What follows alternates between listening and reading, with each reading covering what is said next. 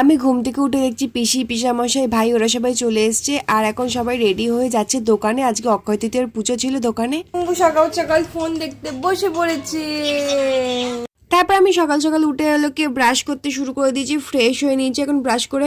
তারপর ব্রাশ করতে করতে আমি আসলাম রান্নাঘরের দিকে। এখানে এসে দেখছি পিসেমশাই দিদি ওরা সবাই চা খেতে বসে পড়েছে। ওরা সবাই চা খাচ্ছে, গল্প করছে, আর মা এদিকে সকালের জলখাবার বানাচ্ছিল, পরোটা করেছিল আর কি করেছিল আমার এখন মনে পড়ছে না সেদিনকে কী করেছিল। তারপর আমি স্নান টান করে একদম ফ্রেশ হয়ে গেছি, আর সকালের টিফিনও করা হয়ে গেছিলো আমার, আর সেটা আর ভিডিও করতে পারিনি। তারপর একবার সোজা চলে এসেছি দুপুরে।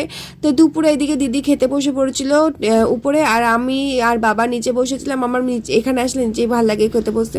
তো মা বলেছিল যে উপরে বস, তা আমি আর ভালো লাগেনি, তা নিচে বসে পড়েছিলাম। তা মা আজকে রান্না করেছিল কচুর লতি, মাছের মাথা দিয়ে মুগের ডাল, আলু ভাজা, কাতলা মাছ আর চাটনি। তো